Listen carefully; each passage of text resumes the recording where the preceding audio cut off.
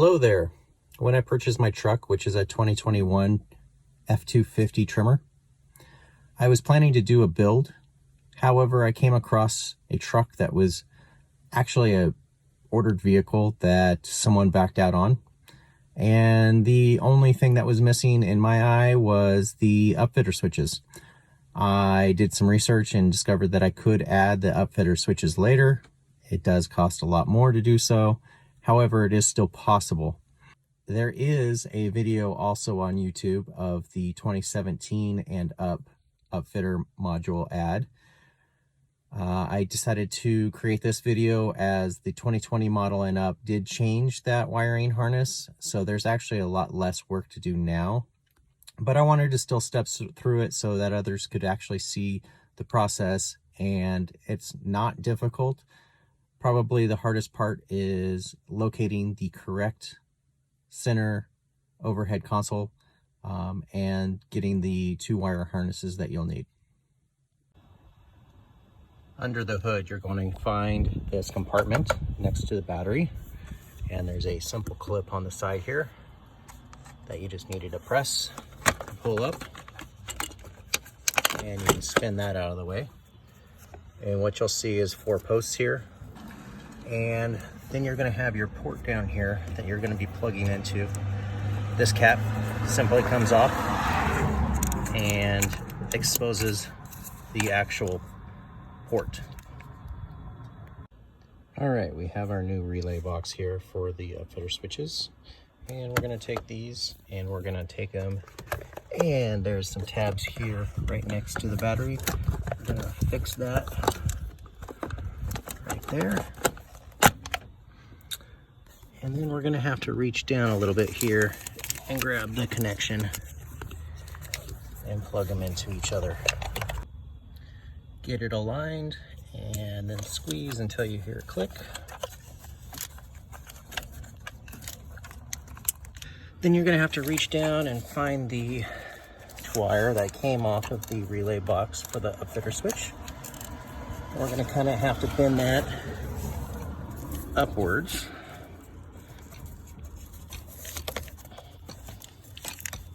So that we can hit one of these posts here. And I'm going to align it here.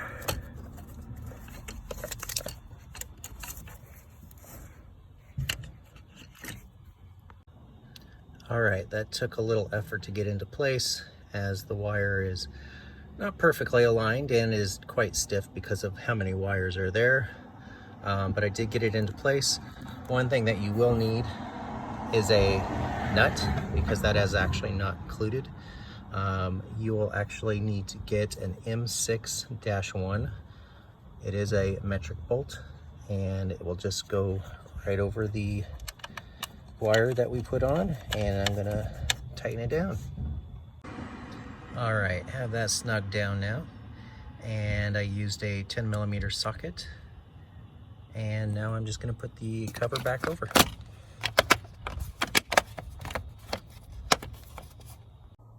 All right, I'm gonna remove the center console here on the overhead. If you didn't notice, I did open up the sunroof if you have that option. Thinking that might give it a little more space to get into the headliner. Not sure if it's gonna be necessary, but I figured what the heck. I'm gonna try to use one of these little plastic trim crowbar, I don't know what you call it. I've heard others that can just get their finger in there and pull it straight down. So let's see how that goes. So a combo of 2 different actually seem to be helping me. This one kind of has a hook and a pull on it, and I've jimmyed in another one above it.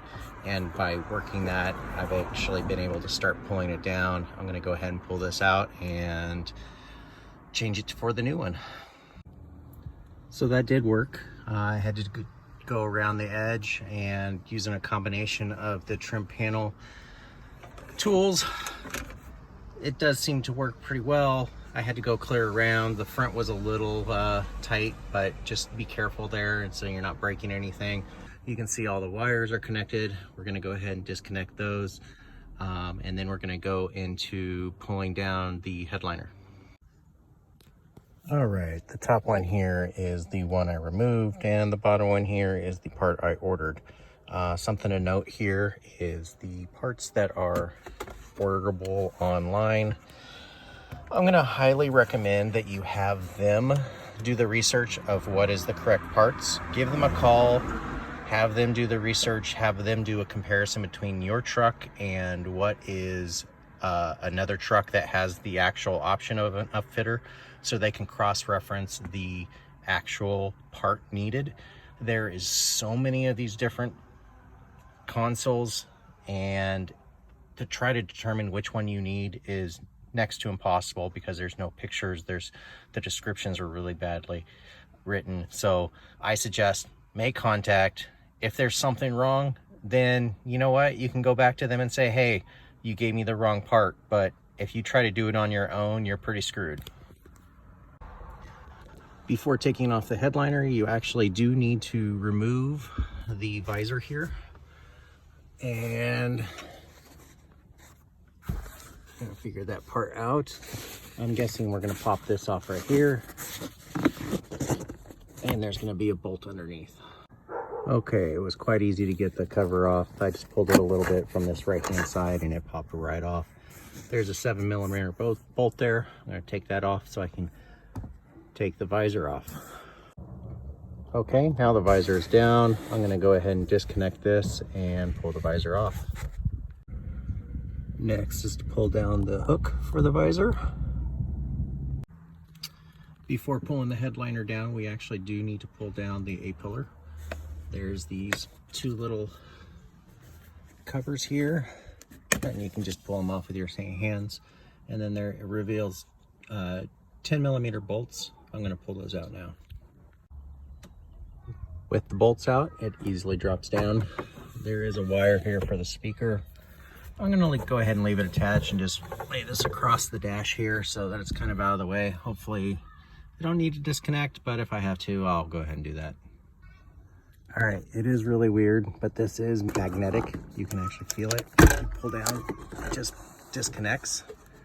So I'm gonna see if I can disconnect it enough that I can squeeze in there and get all the wires connected. Here's a closer look at the magnetic connectors for the headliner. Kind of cool. I've never seen those in another car like this. In order to get some more space here, I decided I'm going to remove the passenger visor here as well. I can get in here now, but it's pretty tight, so I figured give myself as much space as I can get. Oh yeah, lots more space by pulling out that visor. I even thought about pulling down the pillar on the passenger side, but we're gonna try to go without for now. We do need to pull out the old harness, and then we're gonna run in the new harness and connect everything all up. Up in the center headline console, you're gonna see these little clips, and you can see from above the zip ties, and that's it. You actually don't need to cut the zip ties. You just pull those straight up and they'll come out of the spot. The small clip's disconnected. We're gonna go ahead and disconnect the main connector to the harness by disconnecting here. And now the harness is free. With the new harness, slot in the main connector. And then you can find where these little clips all connect, just like they did in the previous harness. Okay, got all the wires run through. Have the wires clips onto the frame there. This one actually kind of was a little different. It actually comes through right here and clips there. Everything else just hangs down through this main little center section. And I'm gonna connect everything up and cross my fingers everything works. Under here is a connector for the wire, and the connector is actually kind of hard to see. It's that kind of light gray one back there. At first I didn't pull the white stuffing out enough, but that is where it is, and I should be able to plug into that no problem. All right, now we're gonna run the cable through the headliner. We're gonna run it down the A-pillar. There is a little clip there on the frame. You can actually pull this wire out a little bit so that you can reach it. Otherwise, you just can't get the right angle to get in there with your hand. Taking the loose wire, I'm gonna run it up here above these other clips, kind of behind the curtain airbag, and then putting all the excess slack up into the headliner.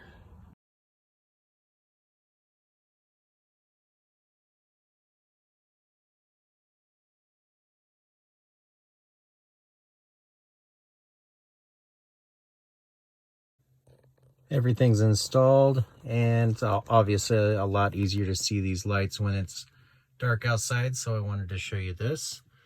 So everything is lit, everything does function, and if you flip an auxiliary, it will change color, but it does have the standard color there when not in use. All right, last step. We're gonna measure this out, make sure we have electricity run into the Upfitter wire. I currently have all the switches on, but I did plug into the Upfitter switch 1, so I could have just turned that one on, but why not? I do have the positive attached there.